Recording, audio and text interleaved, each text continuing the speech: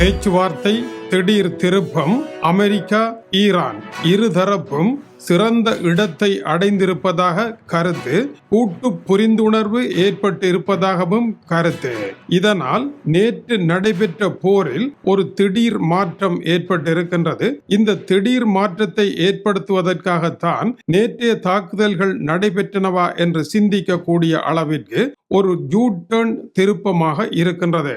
இந்த ஆவணம் அதிகாரபூர்வமற்ற ஆவணமாக இருப்பதாகவும் அது தங்களுக்கு கைக்கு கிடைத்திருப்பதாகவும் இன்னமும் ஊர்ஜிதம் செய்யப்படவில்லை என்றும் ஈரான் கூறியிருக்கின்றது. ட்ராய்டர் செய்தி ஸ்தாபனம், ஈரானிய அரச ஊடகம் ஆகிய இரண்டும் இன்று மாலை இதை ஊர்ஜிதம் செய்திருக்கின்றது. இதற்குள் இருக்கின்ற உண்மைகள் என்ன? அடுத்த கட்டத்தை நோக்கிய நகர்வு என்ன?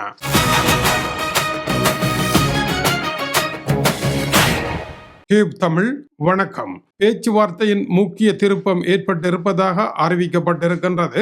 இந்த பேச்சுவார்த்தையின் முக்கியமான விடயம், ஒரே மாதத்தில் ஹோர்முஸ் நீரிணை திறக்கப்பட்டு இயல்பு நிலைக்கு அனைத்தும் வர வேண்டும் என்று இணக்கம் காணப்பட்டிருக்கின்றது. இது முதலாவது வெற்றியாகும். இரண்டாவது, ஈரானிய துறைமுகங்கள் மீதான முற்றுகைகள் அனைத்தும் விலத்தப்பட்டு ஈரானினுடைய வர்த்தக கப்பல்கள் இயல்பாக செல்வதற்கான அனுமதி வழங்கப்படும். மூன்றாவது, ஈரானுக்கு அச்சமூட்டும் வகையில் ஈரானை சுற்றி நிற்கின்ற அமெரிக்க போர்க்கப்பல்கள் படை நடவடிக்கைகளுக்காக ஏற்படுத்தப்பட்ட ஏற்பாடுகள் அனைத்தும் உடனடியாக விலத்தி செல்லப்படும். இந்த மூன்று முக்கிய விடயங்கள் எட்டி தொடப்பட்டிருப்பதாக தெரிவிக்கப்படுகின்றது. டொனால்ட் ட்ரம்ப் இதற்கு ஏன் சம்மதித்தார்?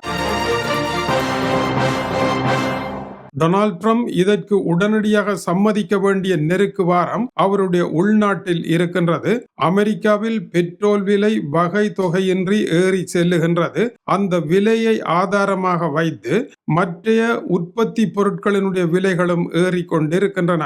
இதனால் மக்களினால் அன்றாட வாழ்க்கையை சமாளிக்க முடியவில்லை. இந்த போரை மடியில் சுமந்தபடி நாட்டையும் சுமக்க முடியாத சூழல் ஏற்பட்டிருக்கின்றது. இரண்டாவது பெரிய பிரச்சனை, அமெரிக்காவுடைய பங்கு சந்தை படுத்து விட்டது. இதை மறுபடியும் இயல்பு நிலைக்கு கொண்டு வர வேண்டும். இதற்கு ஒரே வழி, ஹோர்முஸ் நீரிணையை திறக்க வேண்டும். வர்த்தகம் இயல்பு நிலையில் நடைபெறாவிட்டால் இவற்றையெல்லாம் சீராக கொண்டு வர முடியாது. இந்த இரண்டு விடயங்களிலும் ஏற்பட்டிருக்கின்ற அச்சமே டொனால்ட் ட்ரம்ப் இந்த உப்புச்சப்பற்ற ஒப்பந்தத்தில் கையொப்பமிட்டு ஈரானுக்கு மறுபடியும் ஒரு வெற்றியை வழங்க வேண்டிய இக்கட்டான நிலையை சந்திக்க வேண்டியதற்கான முக்கிய காரணமாகும். இந்த ஒப்பந்தத்தில் இருக்கின்ற பெரும் பலவீனம் என்னவென்றால், ஈரானினுடைய யுரேனியம் ஈரானிலேயே இருக்கும். அதை ஈரானில் இருந்து வெளியே எடுத்து செல்ல முடியாது. இதற்கு அமெரிக்கா இணங்கி இருக்கின்றது. இரண்டாவது, ஈரானினுடைய அணுசக்தி, அது பற்றியும் இப்பொழுது பேசப்பட மாட்டாது, பின்னர் பேசலாம் என்று அதுவும் கைவிடப்பட்டிருக்கின்றது. ஈரானுடைய 24 பில்லியன் டாலர்கள் பணம் தடுத்து வைக்கப்பட்டிருப்பது விடுவிப்பதற்கான ஏற்பாடு நடைபெறும். அதற்கு அமைவாகத்தான் அமெரிக்காவினுடைய கடல் படையும் ஈரானுடைய துறைமுகங்களை சுற்றி வளைத்து நின்றவை வெளியே செல்லுகின்றன.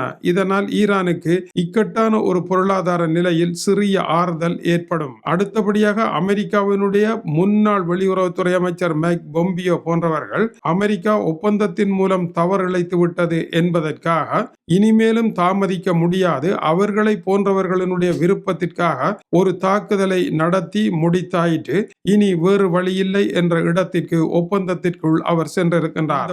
இந்த போரானது டொனால்ட் ட்ரம்பினுடைய கனவு பொருளாதாரங்களை எல்லாம் அடித்து தள்ளி இருக்கின்றது. அடுத்த அதிர்ச்சி செய்தி, அமெரிக்க அதிபருடைய போர்ட் ஆஃப் பீஸ் என்று கூறப்படுகின்ற சமாதானத்திற்கான நிறுவனம் ஐக்கிய நாடுகள் சபையை புறந்தள்ளி டொனால்ட் ட்ரம்ப் ஏற்படுத்தியது. இதில் சேருகின்ற ஒவ்வொரு நாடும் 1 பில்லியன் அமெரிக்க டாலர்களை கட்டணமாக செலுத்த வேண்டும். ஒரு நாடு கூட 1% கூட செலுத்தாமல் அந்த கல்லாப்பட்டியில் எலி படுத்திருப்பதாக கூறப்படுகின்றது. இதற்கு காரணம், டொனால்ட் ட்ரம்ப் அறிவித்தாலும் அவரை இனி நம்புவதற்கு உலக நாடுகள் தயாரில்லை. முதலில் 7 நாடுகள் தயார் என்று அறிவித்தவை இப்பொழுது அவர்களும் பின்வாங்கி விட்டார்கள். காரணம், இந்த அமைப்பானது சட்ட ரீதியாக உறுதி செய்யப்படாமல் நாடுகளினுடைய பணத்தை விடுவிப்பு செய்ய முடியாது என்று நாடுகள் கூறியிருக்கின்றன. இதனால் உலக வங்கி இதில் எதுவும் நடைபெறவில்லை என்று கூறி கையை விரித்து விட்டது.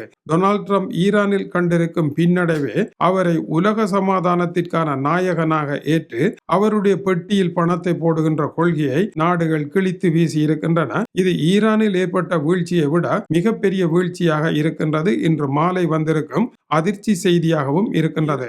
ஈரான் போர் அமெரிக்கா மீதான நம்பிக்கையை சரித்திருக்கின்ற அதே வேளை எதற்காக ஈரான் மீது தாக்கினோம் என்பதற்கான உத்தியோகபூர்வ விளக்கத்தை அமெரிக்க அரசு அறிவித்திருக்கின்றது. முதலாவது, ஈரானுடைய ஆளில்லா விமானம் தமது போர் கப்பலுக்கு அருகாமையில் வந்தது ஒரு பிரச்சனை. இரண்டாவது, ஈரான் மேலும் புதிதாக கண்ணிவெடிகளை விதைக்க முயற்சி எடுத்தது இரண்டாவது குற்றச் செயல். மூன்றாவது, ஈரானுடைய ஏவுகணை கட்டமைப்புகள் தாக்குதலை நடத்துவதற்கான நகர்வுகளை மேற்கொண்டிருந்தன. இந்த மூன்று காரணங்களுமே அச்சத்தை ஏற்படுத்துவதனால் தாங்கள் உடனடியாக தாக்குதலை நடத்தியதாக அமெரிக்கா கூறியிருக்கின்றது.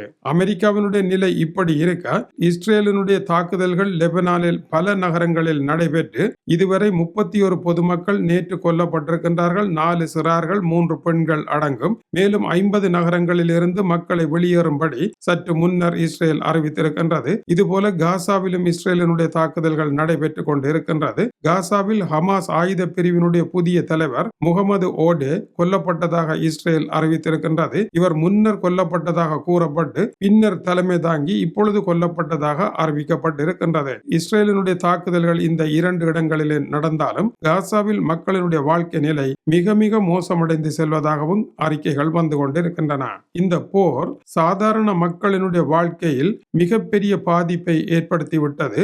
இலங்கை, இந்தியா போன்ற நாடுகளில் இருந்து நமது நேயர்கள் குறிப்புகளை எழுதுகின்ற பொழுது வாழ்க்கை செலவை சமாளிக்க முடியவில்லை என்று எழுதுகின்றார்கள். இதற்கு காரணம், இத்தகைய போர்கள் ஆயில் விலையையும் எரிபொருள் விலையையும் உயர்த்துவதற்காகவே பெரும்பாலும் நடைபெறுகின்றனவா என்ற கேள்வியை இதுவரை யாரும் எழுப்பவில்லை. முதலாவது ஈராக் மீதான வளைகுடா போரின் பொழுது ஏறிய விலை உயர்வு, அதைத் தொடர்ந்து அடுத்த ஈராக் போரில், இப்பொழுது ஈரான் போரில் என்று தொடர்ந்து ஏறிக்கொண்டே இருக்கின்றது. இதற்கு காரணம், விலைகளை உயர்த்த முடியாமல் இருப்பதனால் இது போன்ற போர்களை ஏற்படுத்தி ஆயிலினுடைய விலையை உயர்த்திவிட்டால் எல்லா பொருட்களினுடைய விலைகளும் தானாக உயர்ந்துவிடும். வர்த்தக உலகமானது மக்கள் வாழ்க்கையின் தரத்தை மேம்படுத்துவதற்கு எதையுமே செய்யாமல் பொருட்களினுடைய விலையை உயர்த்துவதற்கும் மக்களுடைய வாழ்க்கை தரத்தை வீழ்த்துவதற்கும் இத்தகைய போர்களை நடத்துகின்றார்களா என்ற கோணத்தில் வருங்காலங்களில் விவாதங்கள் வர வேண்டியதும் அவசியமாகும்.